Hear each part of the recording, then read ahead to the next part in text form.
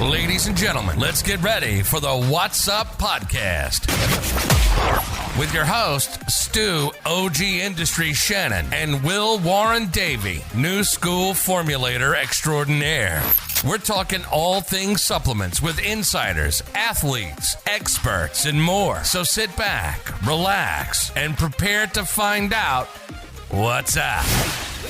Okay, guys, welcome back to the Wot Supp podcast today with the absolute pleasure of getting, not the first, but the second time, none other than Troy Bremner, owner, founder of International Protein, one of the biggest manufacturers in Australia. And we also have my faithful co-host, Stu Shannon, on board. Good morning, Stu. Good morning, guys. I'm excited to be back on, Will. It's been a couple of weeks now since we've been able to get together for an episode, but very, very excited, especially with a guest like Troy being on with us. Welcome, Troy.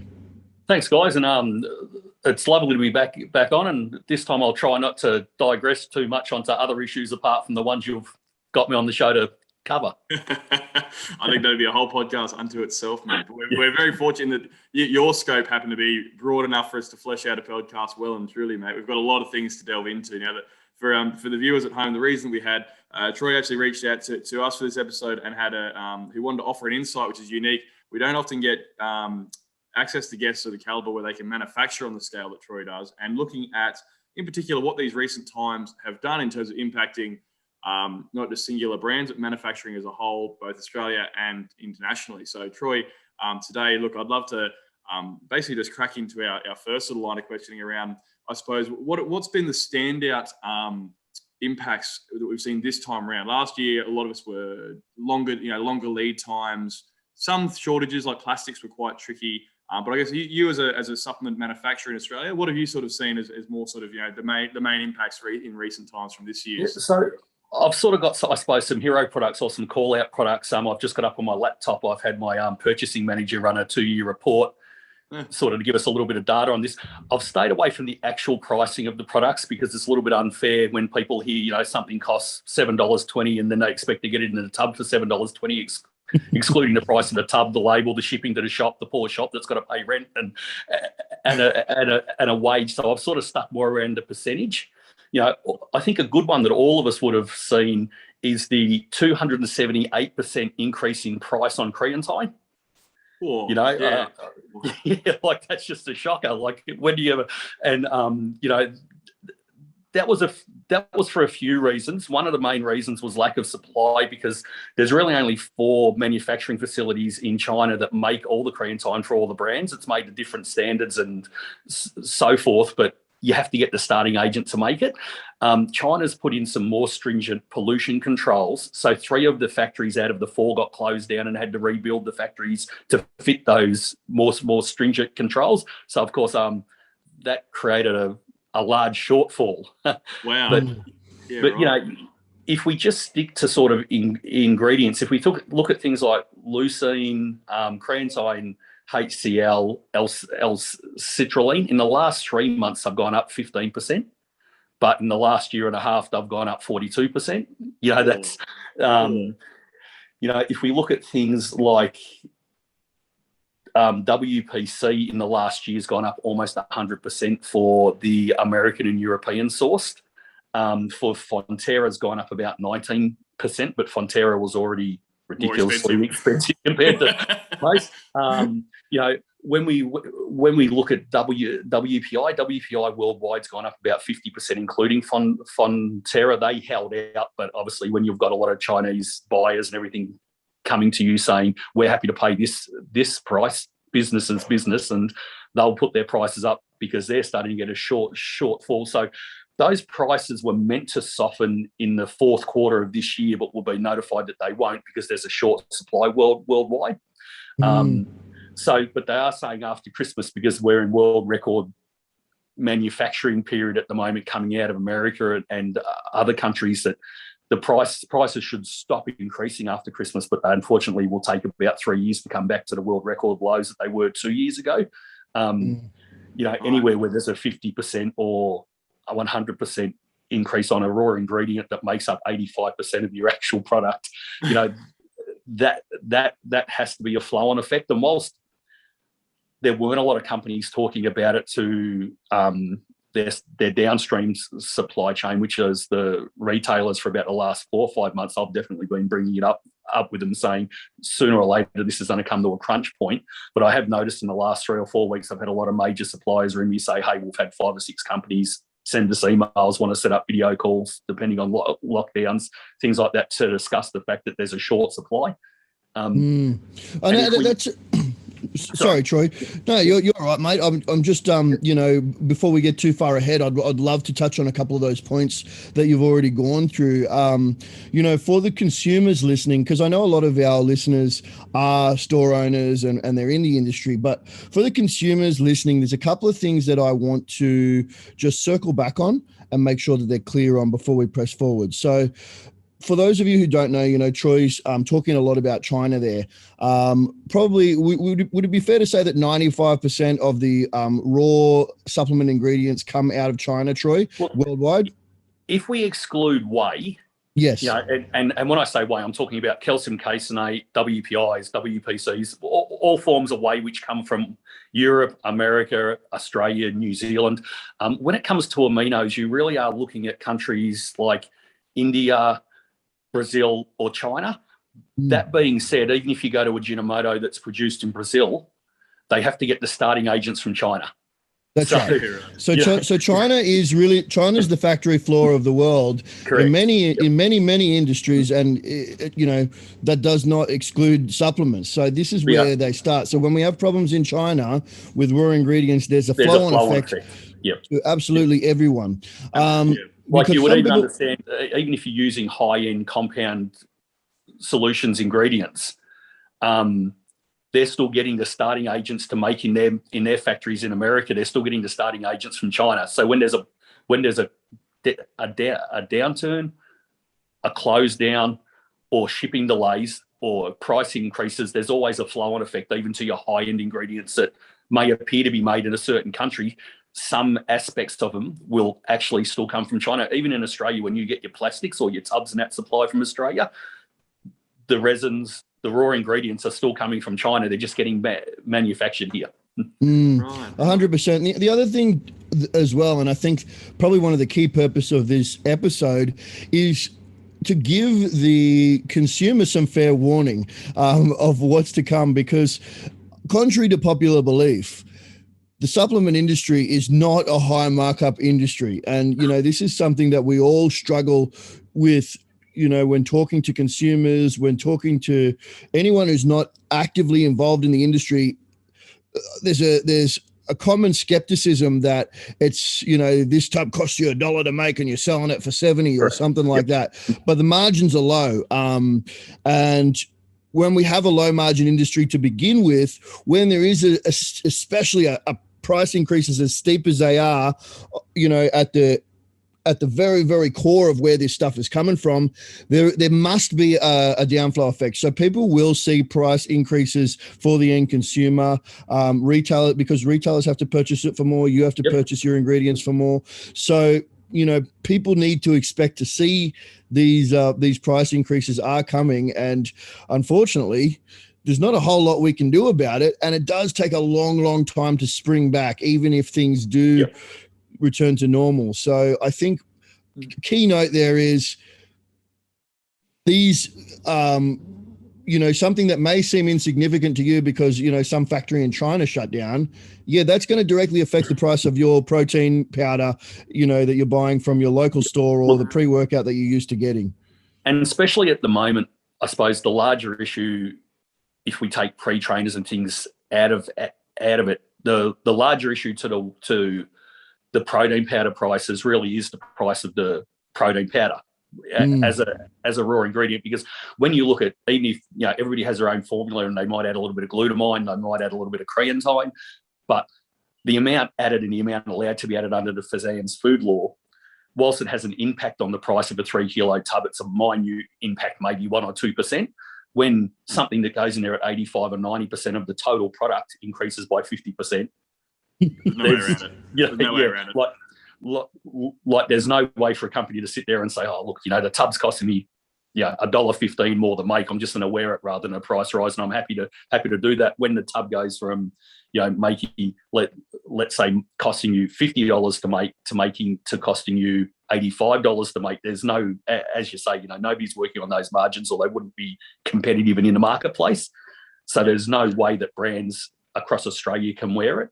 Then on top of that, if we could add another problem that's come in, and anybody who's ships anything in from overseas at the moment, whether they're in sports supplements or automobiles or any form of shipping, will realise, 2.5 years ago, I was shipping a plastics container, full of, the 5-pound tubs as such. I was shipping that from China for around the $1,200 to $1,400, landed in Australia.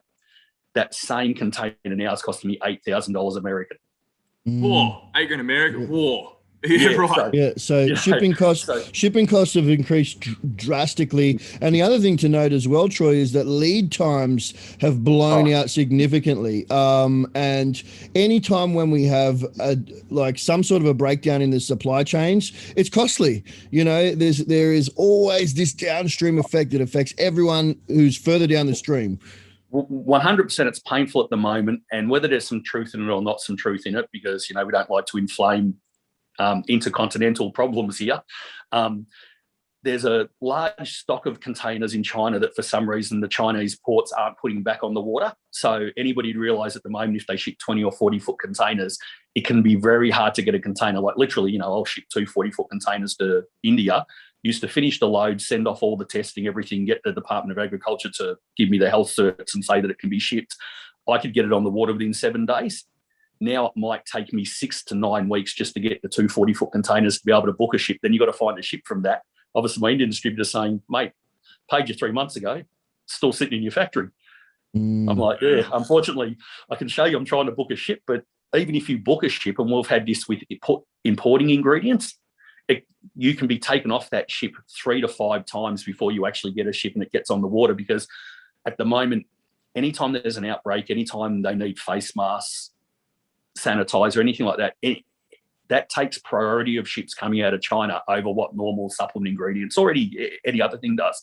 So every time that there's a high demand for something that's a required item, unfortunately your container gets punted off the side of the ship and sits there and waits for the next ship and waits for the next ship. That's right. And not to mention that you're also in competition for that ship space with every other company in every other industry who wants their containers on that ship too. So despite the fact that, you might be giving up your spot for some pharmaceutical company who's bringing face masks in, you've also got, Joe Bloggs wants to get his, whatever it is in, and you're competing with him as well. So all this competition and lack of space, whenever we have a high demand for something, we see prices start to increase, because somewhere along the line someone realizes, hey, this spot is highly sought after, or there's a high demand here. I can bump up things a little bit on this, and once again we see that downstream effect. So there's many facets to the price increases. This is probably the 3rd or 4th time that I've been through massive price increases in the supplement industry in the 20-odd years that I've been in. It seems to happen in a 7-year cycle when it comes to whey. Whey gets to a world record high, and then over 7 years, all the companies around the world want to take a little more market share off every other company, and they offer discounts, same as what happens with supplement shops or any other business. And then it gets to a low, and then they have to do a big correction because it's too low. So I have seen it before, but I suppose it's the perfect storm at the moment with shipping delays, shipping being so expensive, aminos going up, things like sucralose flavors going up, all those things going up. Well, I haven't been in a spot before where every part of the chain, from excluding wages and the actual factory people, every other part of the chain has gone up within a 3 or 5 month period. Normally you're getting hit just by 1 or 2 things. So the way goes up, but your packaging, everything stays the same, and shipping's reasonable. Or aminos go up, but it affects your pre-trainers and your fat burners, but your whey stays the same. Haven't been in a spot before where everything's gone up. Yeah, it's a really unique scenario, this one, and obviously that's got some other factors at play to it. But one trend that I've seen emerge often with these times is innovation. When we have some, when we see these periods of times where we have the screws tighten, it gets trickier to, let's say, for example, creatine is an incredibly popular amino acid to include in, pre-workouts, intra-workouts, whatever it might be, or just sold as a straight raw amino acid, to a lot of consumers. But let's say price increases on that. I'm waiting to see if there's going to be a lot of innovation then into other lesser used amino acids, for example, or other new raw ingredients developed that don't have the same manufacturing issues. I wonder. Do you see this? Have you seen this previously in those several price increases you've seen historically? Definitely, it's always been a good time for innovation. Historically, let's say some time ago, and I'm talking maybe 15 years, calcium caseinate wasn't a super popular protein because it's a little bit grainy, very hard to flavour. You just don't get the nice notes that you get in the wheys or the WPIs. But obviously, when whey and WPI went through the roof, and at one stage, let's say, as a raw ingredient, we might have been buying it for around that $9 or $11 a kilo, and then it went up to $27 a kilo, and we're like, but that's when you're seeing calcium caseinates that didn't have a price change because at the time they weren't popular and there was an oversupply. They exploded in the marketplace, and Optimum and everybody around the world launched a calcium caseinate. They seemed to go well. Then as the calcium caseinate price went up and the WPI price sort of come to match it, everybody's like, oh, well, same protein count. One's slow, one's quick, but one tastes a lot better. I think I'll swap to the one that tastes better, and the market changes. So there is always innovation and change. What's going to hurt innovation in Australia? Well, at the moment, very hard to import things through customs, as you guys would understand, because you deal with a lot of suppliers and they're having a lot of issues. Is when people come to us and they want a really weird and wonderful ingredient, we go, that's great. You're the only person that's ever asked for it. We're happy to buy a 25 kilo drum, put it on air freight and bring it in. At the moment, air freight, very hard to book, but also air freight costs 3 times more than the ingredient costs. So, somebody says, what's the impact per tub? And, we used to go, look, if we air freighted in, it's a 2 cent per tub impact. Now you go and you say, yeah, that's about a $3.80 a tub impact. People go, oh, geez. So, when they start looking at things, I suppose a lot of people want to launch their dream, but they realise there's an economic reality. And when freight gets impacted this badly, it's very hard to launch a dream, because in launching that dream, you're bringing in a lot of singular ingredients from singular supplies. You aren't going to a large guy like Amtrade or something like that and bringing in a 20-foot container of aminos because they supply 30 things. You're going to one company and want to air freight in a 10-kilo box of one amino. It's really fascinating. I wonder what it's going to do. What'll be the result, because this sort of inflationary effect is seen in every industry now. Like even purchasing cars now, it's like a 6-month lead time. Real estate is at all-time record pricing. So things. This inflationary effect is definitely being felt in multiple industries, not just ours. I'm just very curious to see what sort of innovative or creative ways people get around this. Like you said, when whey had a price spike, casein became popular. And we saw benefits there. A lot of people now, that's a massively popular segment. Like Troy, you single-handedly manufacture about 20 of them right now. So it's a really massive market now. Consumers get an entirely different category out of that with the very popular casein custards. So it's sort of it has been a really unique sort of space. I'm just very curious to see what might come out. Have you got any sort of insight into maybe some emerging trends you're starting to see early on, or is it early yet? It's probably a little bit early yet, because everybody's just in, as I say, I've been warning people about this for 6 months because I'm heavily involved in speaking to all the dairy suppliers, and I'm trying to think 6 to 9 months in advance, because as you guys would know with your brand, you don't want to go to a manufacturer and make one batch, and when you ring them the next time they say, and there's a 25% price increase. You go, guys, like, come on. So, so I'm always trying to think 6 or 9 months in advance. I'd love to be thinking 2 or 3 years in advance, but dairy commodities are sold on 3-month cycles, and if you're large enough, and we're lucky enough to be in that SKU, they'll extend contracts to 6 months. Very few dairy suppliers around the world are happy to give you a 9-month or a 1-year contract, because they realise themselves that the market can change that much. And if Russia or China's going to run along and offer you $50 a kilo for something that you were selling for $7 a kilo, you don't want to be locked into a legal contract to sell, 100 tonne a month at such a loss. And what we find in these times, when pricing gets a little more out of control, companies that were really liberal in giving you 6-month contracts all of a sudden say, hey, boss won't let us offer more than 3, end of story. We're not really seeing any trends yet, apart from everybody, goes through all all the stages of shock, the same as when somebody dies, nobody wants to put a price rise through, First somebody tries to get angry and say, let's just go and let's not buy anything from China. I'm like, well, if you stop buying things from China, there goes 30% of your ingredients. And the ones you don't buy from China, you're buying from America at double the price. Where do you want to go with this? And at some point they started in China anyway, right? Yeah, that's so it. Yeah. Even if you're thinking, I'll circumvent this by going to the US or, whatever, at some point in time, they came from the factory floor Correct. of the world, which is China. I think though, Will, on the topic of what trends we're likely to see, it might be it might be a good time to forecast some projections on what the end consumer might expect to pay, say, for example, for, a 2 pound tub of whey blend or a WPI. At the moment, we'd look at a 2 pound tub or a 900 gram tub of whey being somewhere between the $60 and $80 mark, depending on, if it's pure WPI or if it's a whey blend or what additives it has, somewhere between the $60 and $80 mark. What would the end consumer be expecting to pay for that tub, do we presume?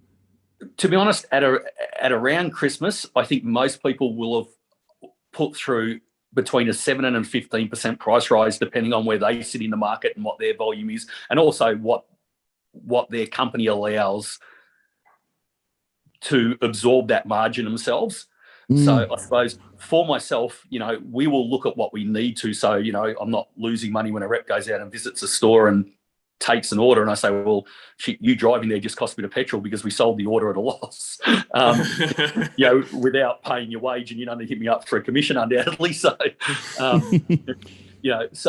but obviously, we're lucky enough, I suppose, to be at a certain size that I can look at saying, ringing all of our major suppliers and saying, guys, I need a dead honest answer for what's happening after Christmas. Okay, for us, this is a 4-month block where we might, go to the accountant, he gets his bottom lip out and say, boys, we'd like you to run this business a little bit better than this. And I say, no, but I'm looking at obviously, market share, keeping people happy, keeping people on board. But, so if we sort of put a line in the sand, if we look somewhere between 8 and 9% on the shelf for shops to increase. So if you're paying, $50 for your whey tub now, whether it be your 907 or something, you'll probably be paying around that 55 to 57 at around the Christmas stage. Or there might be some shops that hold out and say, no, we're not going to do that. But, unfortunately, as we see, So to me personally, I would as a retailer, I would call that conservative.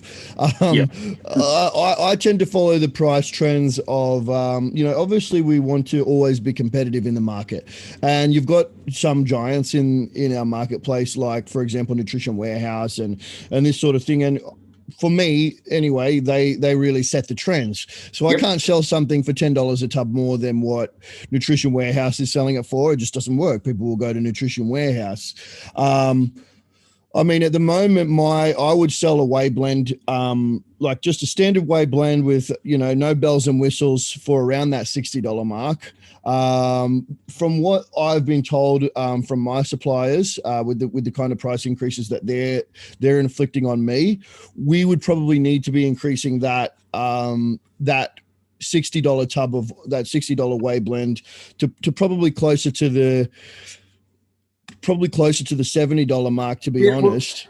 And between shipping and the increases in the raw ingredients, that's probably a fair mark. So, we somewhat, whilst it doesn't minimise our cost, we can fit 18 tonne of whey into a 40-foot container. Unfortunately, once you put that into 5 pound tubs or 2 pound tubs, you're fitting about 3.5 tonne of whey into that same container, but it costs you the same to ship, because in that container I'm allowed up to around 24 tonne. But if I ship 6 tonne, I'm still paying for that container space, if that makes sense, because you either pay, as everybody knows in shipping, you pay by cubes or you pay by weight, and whichever one's greater. And unfortunately, with protein being light and fluffy, your cubes always kill you. It's volumetric, right? So the amount of space you take up versus how heavy it is, and you pay for whatever's dearer. So it's a pretty good business model, isn't it, for freight? And it's probably been a double-edged sword at the moment with the new TJ rules and the cut down, and the the sort of tightening of the enforcement of the FSANZ rules around some fat burners, some ingredients, some names, some pre-trainers, people, I suppose, as large distributors used to be able to justify, okay, it's costing me this much to get in, but I can fit a lot of pre-trainers in half a container and fill half a container with protein powder that is a nightmare to ship because of cost. When you're shipping 90% of the product in protein powder, that really affects your price because, I do the same thing with when I ship to India. I might fit 26,000 pre-trainers in a container. And, then when we ship the whey in another container, even though I'm shipping bags which stack very neatly as well, I can justify the cost of the shipping the whey because the amount of units I've shipped of pre-trainers really works out that to ship it to India and land it, I'm shipping it for around 35 cents a unit cleared. Wow, that works out. Obviously, if I was just shipping the whey, I'd be shipping it for around that $4.80. And if anybody knows the India market, to tell them to pay $4.80 for shipping, it'd be a hard discussion. Very, very shrewd businessman. Very shrewd businessman.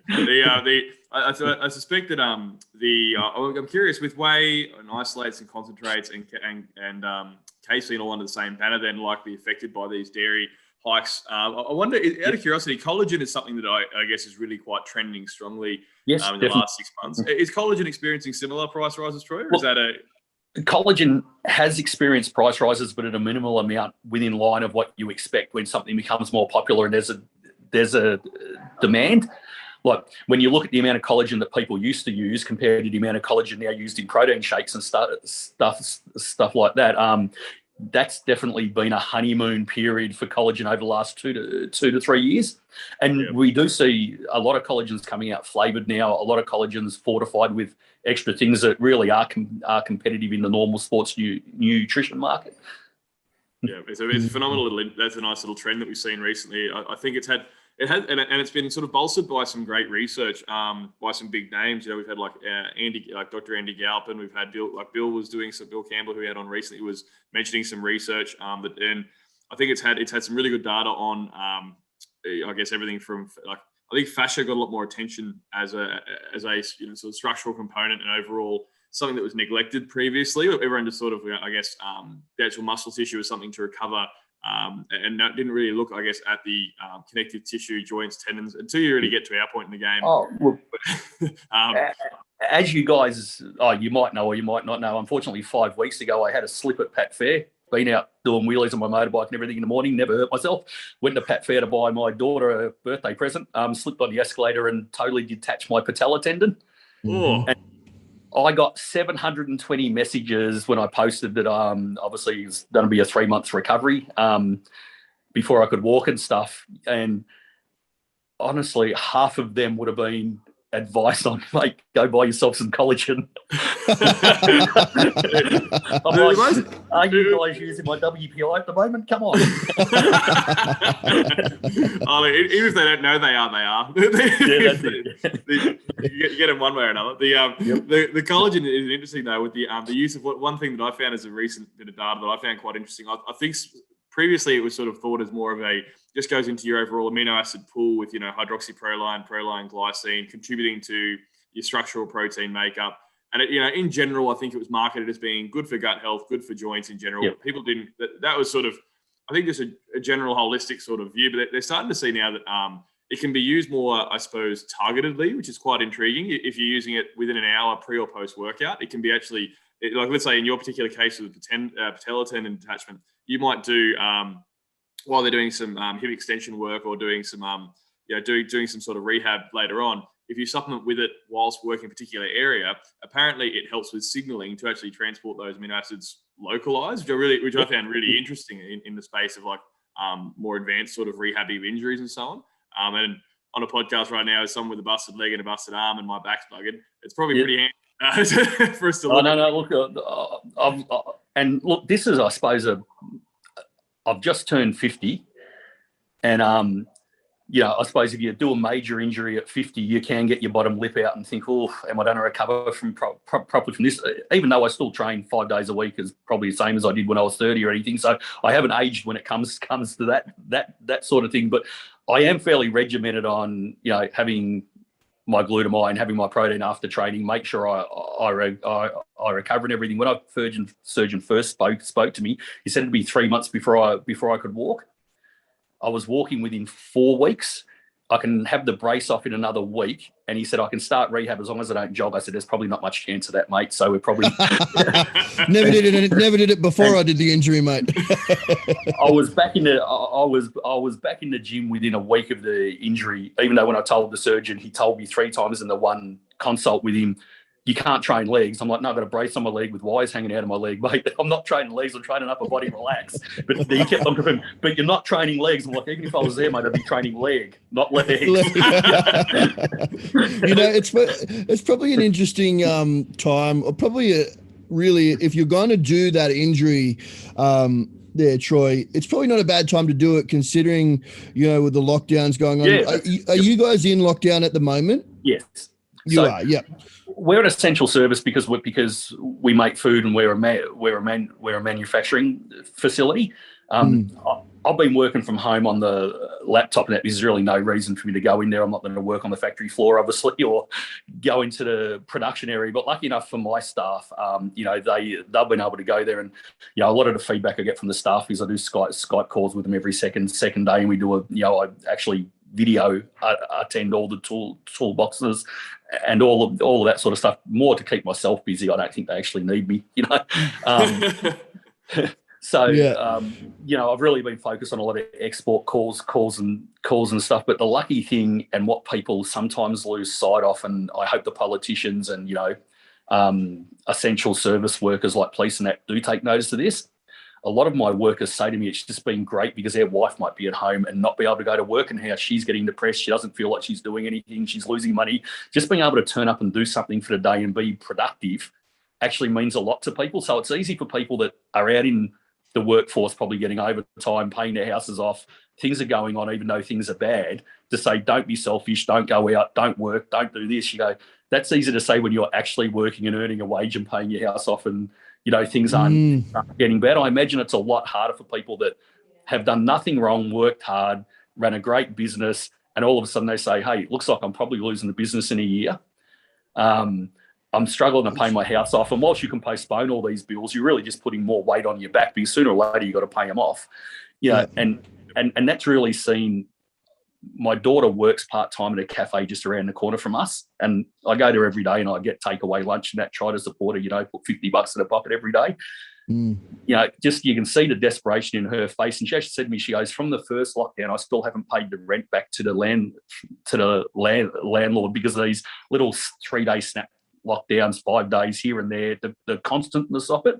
And you can see it's absolutely breaking her. She's like, I still haven't paid stuff back from 18 months ago, and now I'm going to have another bill from this lockdown. Yeah, so, I think that's an important point as well, Troy, is that we have not really. I think that you could grit your teeth and get through it if we had a definitive end, But when you take away someone's hope when you don't give them any realistic end, when you just say, well, we'll continue this until things get better.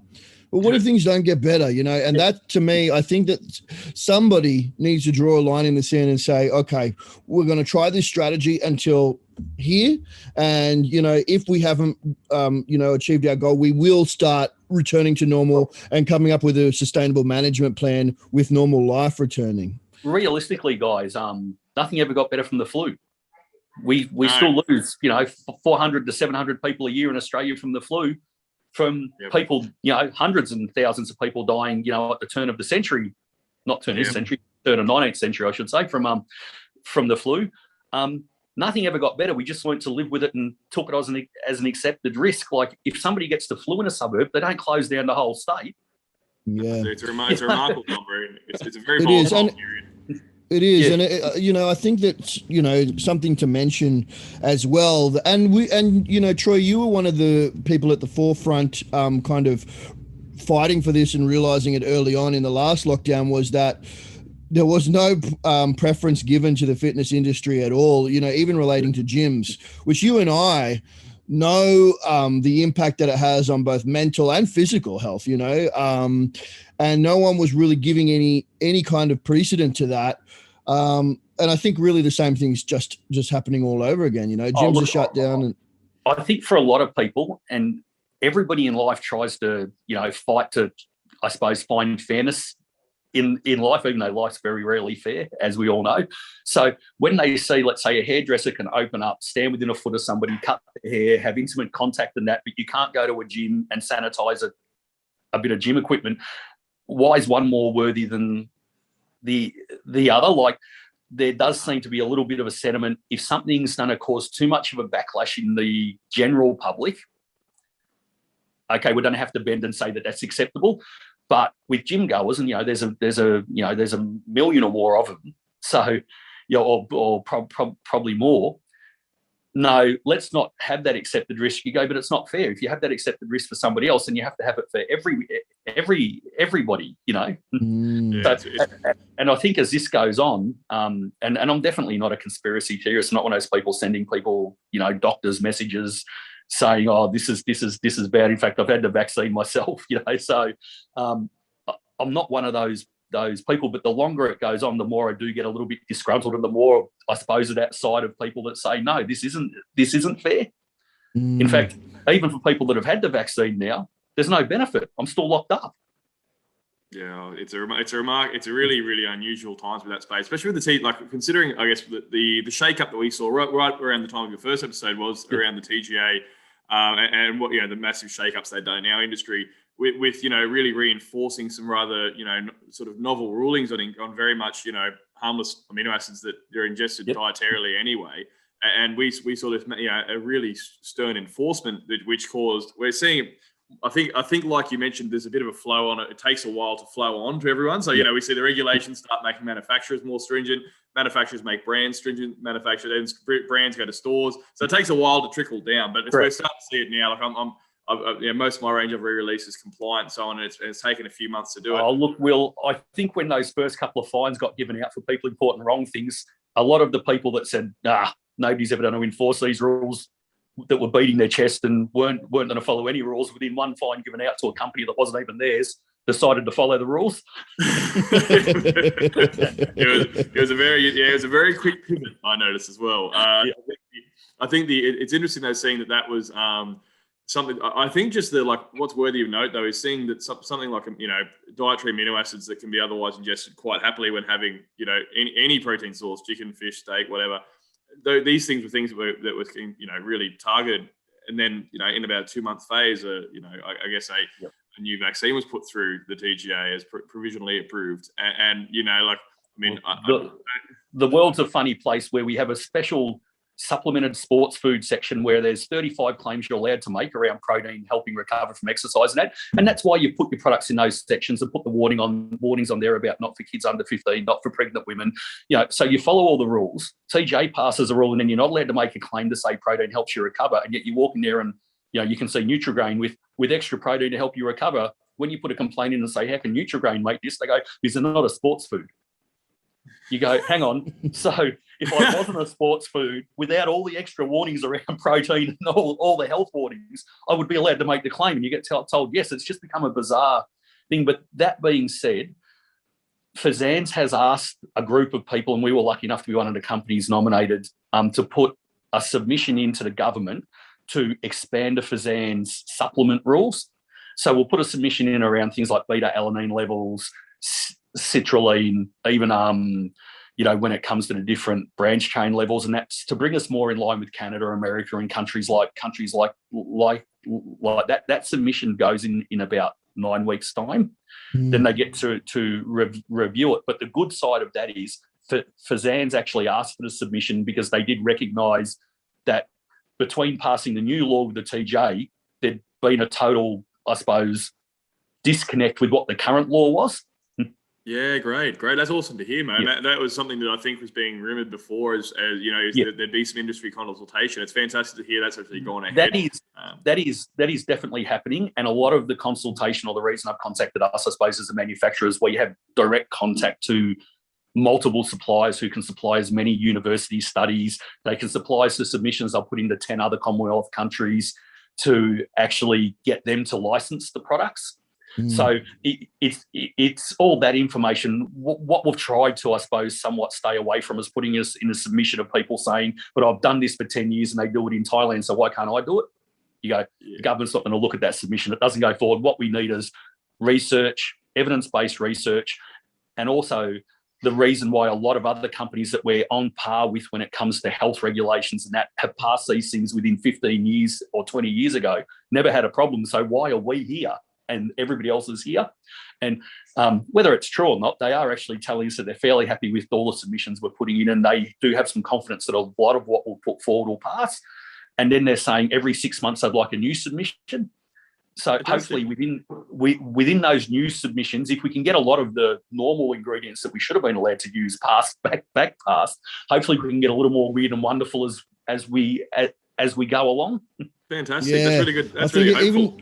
Even just seeing citrulline malate come back and beta alanine would be cause for me to throw a party, because it's just it's starting to get customers are getting frustrated now because all I'm doing is I'm selling a tub of the new compliant pre-workout, and then a tub of beta alanine, and so they're having to buy a tub of each, with obviously their tub of beta alanine coming with a 1 gram scoop, and this is one serve, and then I'm there in the shop going, hey, maybe I can't say this, but maybe dump in 3 scoops of that, and you might get close to what you were having before.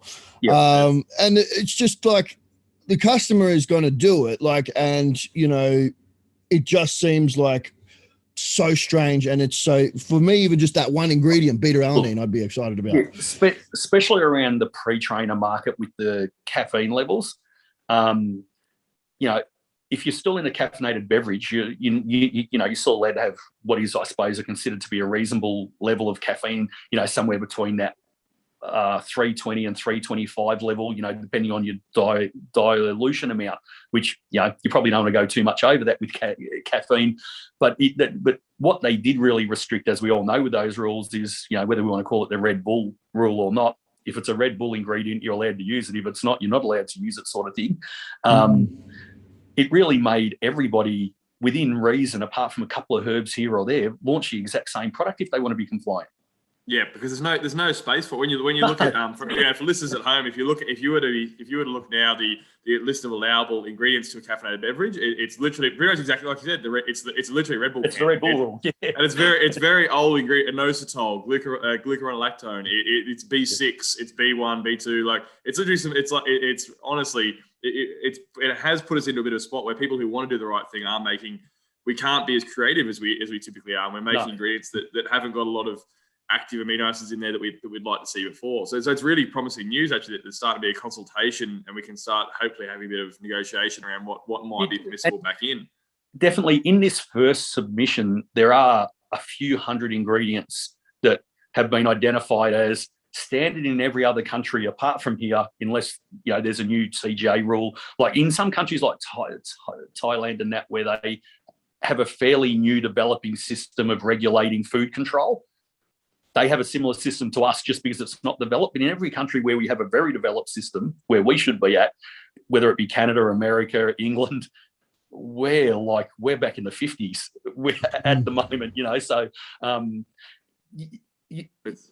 they were fairly confident with many of these ingredients, and we were getting excited because we go, geez, for people we make for, to go out there and say, hey, here's another 50 things that you could put into your pre-trainer or fat burner, even though you can't call it that, pre-trainer or fat burner. Let's say high caffeinated stimulated product or metabolism support product.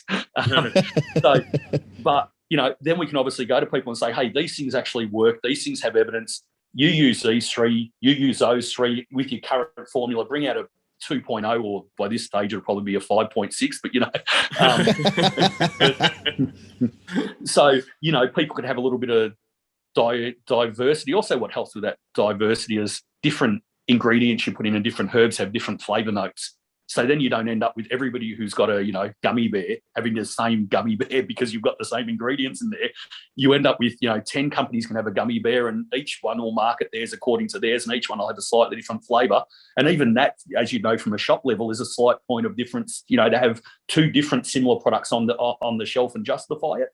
Yeah, 100%. Like, and even just to mention your brand, Will, you were one of the early brands to launch a Red Frogs flavor. Now, there's probably 6 or 7 brands that do a Red Frogs flavor now, but they're all different. You don't say that that the Red Dragon Red Frogs flavor is the same as the Primabolics Red Frogs flavor is different to XYZ. So, and it is nice. You say to one, like, because I'll taste them, obviously. Like, anytime we get a new product in, I'm always excited to taste them. And I become like a supplement flavor connoisseur. I'll be like, this one's got undertones of Redskins, and it's very cool to be able to say that to a customer. Do you like Redskins? Or I think they've changed the name to Red Rippers now, just to be politically correct. God, they have, they have. But and to be able to explain that to a customer, they get excited. They're like, oh, okay, yeah, I like Redskins. I'll give that one a go. Or this one tastes exactly like the lolly that you would buy from the shop as a kid. It is really cool to be able to do that. If everything tasted the same, and the same with proteins, if every chocolate flavored protein had the same exact taste, it would just be boring, and I'd only need to stock one brand. That's it. It's international. Yep. It's good. It's good diversity, though. I think there's I think like the unique part with we're definitely good. We're due for a bit of innovation in the ingredients that are allowable now. I think you're right. Yep. And it's really good to see that's going forward. So listeners at home, hopefully by the next time we feature Troy, hopefully there'll be some new fun things we can sort of keep an eye out for. And I do think that in talking of flavouring, I think one of the things that you guys pioneered a lot recently has been that's improved the flavour profile on particularly the casein custards and desserts and so on, is playing around with the different inclusions of things like your milk protein powders as well as your so I guess what was the innovate? You guys have made some really unique stuff like the protein yogurt as well, and some different categories that haven't been seen. So I guess whilst we're talking about unique flavors and different flavoring styles and different ingredients and so on, I guess what sort of has driven this sort of innovation lately with using is it milk powder mainly that's really contributing to the extra creaminess and the? The milk powder does help with the creaminess, but I suppose we were somewhat lucky. We had a boutique manufacturer, which is boutique's probably not the right word, but that's what they call it in the industry. It's a small manufacturer that had a waste stream coming out of Ireland, and they had built a plant to only make casein. And their casein was slightly different in structure than anybody else's casein. And they approached us because there's some benefits to exporting from some countries, so it's better to export it. And we were lucky enough that one of the guys involved in the developing of the plant was an Australian. So he said, hey, if you want to export, I reckon I've got a company who will buy it. And what they wanted to do was for the first 5 years, sell 100% of their waste or 100% of their manufacturing off to one company, because these guys are great at what they do, but they're not commodity sellers. They're not on the stock market. They go, that's above us, and we have to put a board in to do that. We just want to be able to make the stuff, know that we're selling it, and we're covered. And we said, send us some samples, because we've got people approaching us about these custards. When they sent us the samples, we're like, wow, this stuff's got no graininess. It mixes up smooth. In fact, if you put a little bit more water with it, it's almost like drinking custard. If you put a little bit less water with it, it's almost like chocolate mousse. You go, man, this is really good. So we got back in contact with them and said, look, you once shipped here, you need to meet a price point of that. And lucky enough, we got onto that. Since then, there's been 2 other companies that have approached us that have developed a very similar texture. So as we've brought on more and more contracts, we've been able to keep our original contract with the people who we started with and say, this is what we're looking for in other streams. And we've had a couple others that have been able to supply us more. But that was really the catalyst in that, because before that, we could pretty much make a casein custard, but short of having, 20% casein and the rest milk protein isolates and things like that to keep it creamy, it was just so powdery and dry. Yeah, well, and that's the thing too that is probably an interesting note there, Troy, is that casein custard is not a new concept. No. Gentech's been doing it for as long as I can remember, anyway, and 15 years or something. Yeah. He really heralded that, didn't he? Nick must be. He really did. He heralded it, but very, very a good 10, 15 year head start. But it's interesting. Like it took that that next step, I think, to really allow that category to boom how it has recently. It took that next stage of just taking 80% calcium caseinate, which was very chalky, and putting that into a dessert. It took that next stage of, and I think there's going to be some of that, particularly if we've got some new ingredients approved, or we see maybe some a bit of a trend change in what brands are formulating with because of price increases. And to be honest, that's probably the trend that I've seen over the last 6 months is companies that we already make a good volume for and have very strong SKUs coming to us saying we want a functional SKU. So we want a casein custard, we want a protein pancake, we want a brownie mix, we want this, we want that. So, I suppose if we go back 10 years ago, we all remember, most bodybuilders or weight trainers were meat and potatoes people. They just wanted to shake up their protein in the shaker. They definitely didn't want to have a 3-stage cooking process. No, they go through the Macca's drive-through, and after that, that's as fancy as it gets. It's actually quite surprising to me, whether you see Macro Mike's or any of these guys now, when you read some of the packets, you flip them over, you go, man, this is a complicated little process to get to this end ball. And yet they sell off the shelf well. People are willing to do that. I think more people are into meal prep and things like that now, and a healthy lifestyle than just the weight training. So that's sort of changed the trend. The people that are willing to put a little more effort into whatever the end result, or higher protein product or more functional food that they get. I think that fitness culture to me, like in Australia, is probably just about 20 years behind the US. So I think the fitness culture boom really struck the US in the mainstream in probably the 80s. We probably saw the fitness culture strike us in the early 2000s. Not that fitness hasn't been around, you've had bodybuilders forever, but really that's what it was. It was bodybuilders. And now fitness culture it's split paths. You've got bodybuilding obviously still doing what it's doing, and then fitness culture, which is the real boom for the general populace. It has nothing to do with bodybuilding anymore. It's totally separate from that. So it's very nice. Look, that's something that's mimicked, whether I go to Hong Kong, I go to India, whilst bodybuilding's still got a core following, and it's where a lot of the nutritional training information that comes from, it's actually the aesthetic look fitness culture that is really where the main bulk of excitement and people are. And as I say, that's mimicked in almost every country that I land in.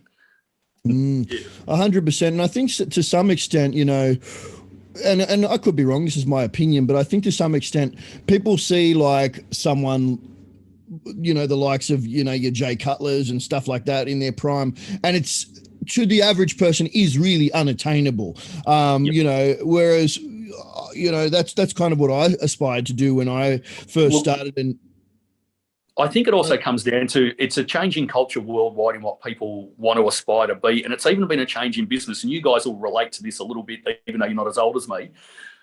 When by a long way, you guys could almost be my sons.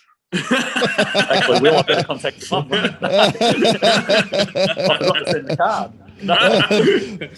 Plot twist, we're revealing a paternity test on this episode. this is going really Star Wars right now. This is going But years ago, when I used to meet with a big amino supplier out of China or anything like that, you were meeting with what I'd call the bull. He wanted to go out and drink beer. He wanted to eat almost raw steak. He had a big beer belly. He'd slap you on the back about 50 times in a meeting till you felt like choking him, and he'd want to ride over the top of you, talk over you, yell at you, haggle you for price, and, then tell you that you're a great guy. Now, if I went to that same meeting, I'd meet, if you profile people like animal personalities, you meet the cheater. You go to the guy's office, he's got a treadmill or a bike on the side. He goes, every hour I stop for 10 minutes and I get on the bike, get my heart rate up to this. He's wearing an Armani suit. He's lean. He goes out for a run every morning. He's talking about getting ready for a marathon. His end goal is still to screw you to the wall and get the best price out of you. But his approach and his mental focus on getting there is different. He doesn't want to have a heart attack at 45, and that's a point of pride because he was such a strong guy who just drank and ate that much. That's been a change in business, but you also see it mimicked in the fitness community, where now you go into most people's Instagram feeds and, they're posting about lunging, they're posting about this, beach walks, all this sort of fitness stuff, as well as their weight training, where if Instagram would have been around 15 or 20 years ago, people would have been, posting about their 1 rep 5-plate squat. Yeah. And if you said, why don't you post something personal about walking down the beach with your missus or something, they'd be like, no, that's just not going to happen. It's an interesting trend, isn't it, though? I found you did right with and I think the caliber of entrepreneur has changed, has geared, you're right, very much towards that. I suppose it's been popularized, I suppose, as well, business ownership in particular. And I think it's become an aspiration for a lot more people that when, I suppose, going back 10, 15 years or so, it was sort of more like, almost like the dropkick thing to do was to like it was the steady thing was get a job, go to school, go to uni, get a job, whatever. That was the steady Eddie approved thing that you would do. Just be a good citizen, etc. And then alternatively, I think now we've seen a really big trend in I suppose the internet has made it very easy to access a very low barrier to entry in business startup, and being able to, like you mentioned before, get your dream off the ground with a lot less barriers to entry than it had, ever really in history. So we've seen a lot of different personality types bring brands out, and with that, each one's got different accents. 100%. And I think that's also been a change in the business owners that you have to connect with to get going. Like when we tried to get going to find a manufacturer, because for the first few years we didn't manufacture ourselves. We did what everybody else did. We go to a big manufacturer, had a warehouse and tried to sell. So, but we might have had 10 or 12 meetings. And I mean, my business partners from the food industry and dealt with these people. And they're like, no, we wouldn't take a small brand like you on. You're probably not going to make it.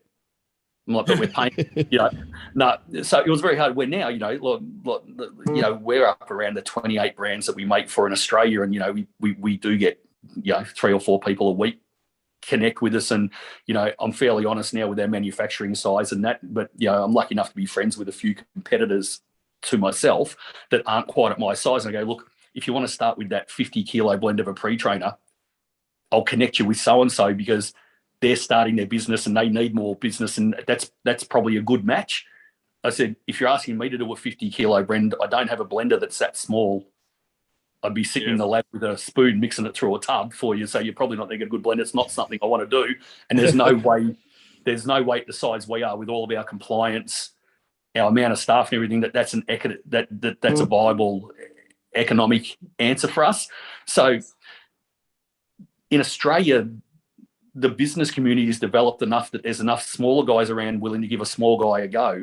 And there's also enough guys that are bigger like me that'll still have the discussion with a small guy. And, if he owns 5 shops or something, I can say, hey, I can probably see some volume here that you can at least take this much and spread it amongst the shops. And that's viable for me. When I started, even to get like my first Superior Whey bag printed, I was just lucky. I went to 14 different bag printers to actually, and they're like, nah. Not even if I took their minimum, they're like, we just don't want to do it because we don't think you're ever going to order from us again. I'm like, but I'm paying you. Just take my money, damn it.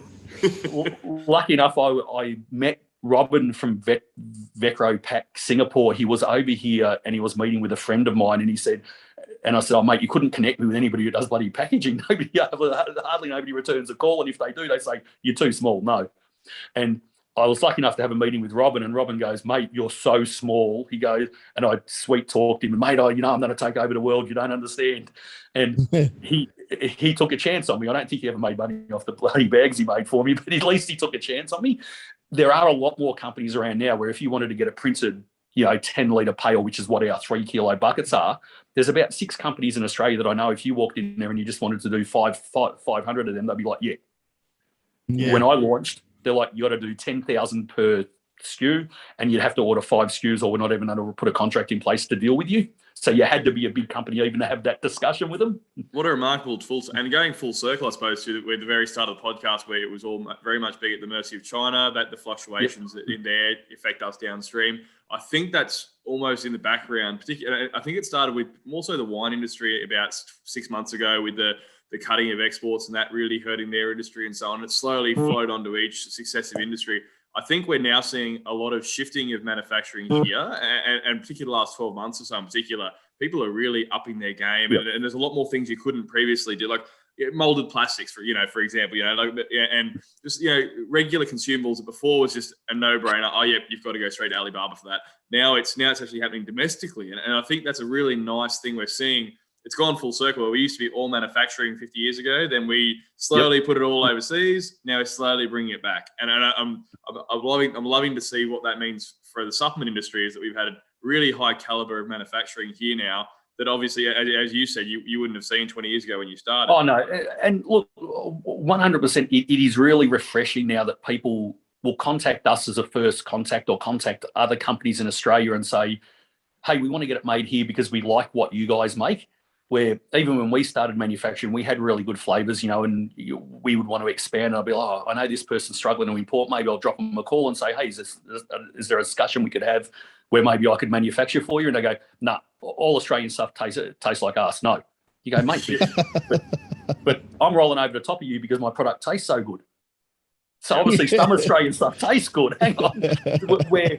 We're now, thank God, people are starting to recognise the standard that Australian companies make to, and that's just not exclusive to me. That's really most companies that are making it in Australia. And whilst there used to be 10 or 12 of us in the playing field for manufacturing sports supplements, there's probably 40 or 50 now. Oh, it's a massive market. I'd actually lie about being Aussie-based. Back when I started, my first year of manufacture, I got referred to a US factory, and that was the big, because you pretty much couldn't sell anything made here. You'd tell them, you walk in a store, and this is only 5 years ago, and they'd look at you, they'd be like, oh, you haven't made it in your bathtub, have you? I'd have to go, no, it's made in the US, made in the US. Like when I got my US factory, it was like, oh look, it's made, not made here as a big thing. Now thank God it's come full circle now, and it's a matter of pride, and they see the caliber we can produce. And it is, and it's not just the sports supplement industry; it's everything in Australia. We hear people say, "Oh, we haven't got a culture." Where we have got a culture here, and even if it's a culture of mates helping mates, it's a culture, And sorry, it's disappointing because you can land in most countries and you say, "Hey, I'm an Australian sports supplement company," and the first thing any distributor will say is, you make in Australia or America? And you go, oh, I'm making my own factory in Australia. Okay, let's go out and have a meal and let's talk. So in every country apart from Australia, Australian manufacturing is seen as gold standard. Unfortunately, in Australia, everybody's like, oh, but America's better. I'm like, no, you don't understand. Like, oh. Well, Pete, you are right though on that point there, Troy and Will. Is that I think that bit by bit the consumer is starting to look more for Australian made. Like there is an Australian brand that I won't mention the name of it, but it's become one of the very, very prominent newer brands in Australia, and it's stocked everywhere. When they originally launched, they didn't say they were made in America, but they intentionally put an American flag on their packaging for the reason of that people might associate that flag with the fact that it's maybe somewhat American. Now they've totally done a 180 on that now, and they have an Australian flag in place of where that American flag was, and they're very proud to say they're Australian made. So I think that more and more the consumer is starting to change that outlook on that. If it doesn't come from the US, then it's not the be all and end all, which is nice. It's really good to see. And especially for me as a store who I don't believe the only US brand I still have is Power Performance Body Effects. The rest are all Australian. I only have Australian brands. I don't have any other US brands left. So it's nice for me to be able to go, yep, I've got Australian brands and they're bloody good. Go home team, mate. This is phenomenal. I love the breadth that we covered there. Everything from right at the very top of the supply chain. And we don't get this opportunity with many guests because they're not across the. They might be. We've had some of the brand owners and so on, but getting that reach out into international markets and seeing what's happening abroad, it was really quite cool to be able to go full circle from seeing what's happening at the very top of the supply chain, right down here, what that's going to do for the next few months for consumers, for suppliers, for brand owners. And I think that's going to be really relevant content for all of our listener base, whether they're store owners, they're brand owners, they're just general supplement consumers. I think we've covered a really awesome bit of ground there, Troy. That was awesome, mate. Look, and definitely, if your watchers could just take one thing away from it, none of us like price rises. In fact, all of us would like to be constantly cutting the price, taking more market share, just because Marketing 101 tells you to do that, whether it's smart or not. So. Yeah, everybody works hard in this industry. It's a very competitive industry in Australia compared to most countries where you see so many brands. You can go to, like a lot of the countries I export to, they're literally in a whole country with 10 times the population, there's 35 brands. there's 380 odd brands in Australia with 24 million people. So nobody wants to put a price rise through and potentially lose a customer, have a shop, say, hey, this guy's a little bit cheaper this week, I will stock him. So when price rises do come through, you can legitimately take it that it's just pressure from the industry from the start to the back for that to happen. But thank God, I suppose all of us have a little brand that we like to look after, regardless of the size. Thank God it'll pretty much be across the board that any imported product or any Australian product within the next few months will have to put a price rise through. Yeah, I think that's a really worthwhile brand. And one note as well, in fairness, there's been a couple, like since I've been involved in the industry anyway, there's been a couple of major price rises. Yeah. But like if you look at the price of like a pre-workout now to what it was 10 years ago, it's the same. We've sold pre-workouts for $69.95 like since I started selling supplements, and that's pretty good. Most industries, you haven't seen them, no price rise in the last 10 years. Like, mate, look at the price of vehicles. When I first started at the gym, there were only there was a Weeder product, I think it was called Weeder 10,000 or something, out on the market. There was a Balance product that I used to buy because I liked it, but it was fairly high in sugar, but it was incredibly yummy. And then Masashi had just launched, believe it or not, just before, it was a couple of years before Amino Active launched, which was Max's, But so I used to go in and it was a 907 Dominator from Balance, and it used to cost me $137 for a 907, and it was only 62% protein. So I look at people now who might go in and buy $148 for a 3 kilo high end WPI and whinge. I'm like, are you joking? I'm like back in those days, you only took home $700 for a whole week's work before tax. That's right. So, I think that, like the message being to the consumers, to retailers, like there is definitely a price rise coming towards the back end of this year. So we should expect it when it comes. Don't come down on your manufacturers or your distributors. It's basically it's just downstream of something else that's going on. So, we can expect to see a price rise, but we will do everything we can to be innovative. We will do everything we can to keep the costs down, and we just do what we can. Yep. Hopefully. And as I said, because it's such a competitive market here, I can guarantee you the second that there's price relief coming in one sector, that's going to be offered as a discount to a shop, that's going to be offered as a discount on the product that the discount was given to try to get a customer to come into the shop that they haven't had before to purchase it. So that's the one good thing about Australia, because we are such a commercial, competitive country, that prices only go up when they have to. They definitely come down as soon as there's some relief. It's very self-regulating, isn't it? Oh, just with that level of competition. Yep. Well, look, I think that's really good, and fingers crossed. Hopefully, we can get you on once we've had some updates from the with those, where submissions you've put forward, some new ingredients. I think the industry is absolutely just begging for some new things to play with that are approved. So, look, that'll be a really great. Consumers listening can hopefully look forward to seeing some new and maybe previously unseen ingredients on some of their panels in the near future. 100%, and we don't know exactly what we'll get through. We're only getting some advice back on how confident they are or aren't. But the good thing is, I think the refreshing thing is, FSANZ as a group reached out and asked for industry consultation to put into update the FSANZ food regulations around sports supplements. So to me, that's an encouraging sign, because they could just sit back and say, no, we don't speak to people, we're not changing. But for them to actually come out and say, hey, we do feel that we're out of step with the rest of the world, but we don't know enough about the sports supplement industry to know. So you guys really need to advise us, which is fair. That's awesome. Because even the complementary medicine board's involved in putting the submissions in, and they said the same thing. They said, we don't know why you guys use half the ingredients you use, so you have to show us why you use them. That's all. That's a promising sign. That's fantastic. That's something to look forward to. Finally, some industry consultation has been really, really something that we've been really hoping to see, and that's come forward, mate. So Look, awesome content today, Troy. Thanks again for your time. I know you're a busy man, so we've just gone over the hour mark. We'll let you get into your day there, mate. But look, I can't wait to hear what's looking like to come to the future of supplements. Hopefully next time we have a chat. Perfect. Thanks, guys. Unreal. Thanks again, Stu.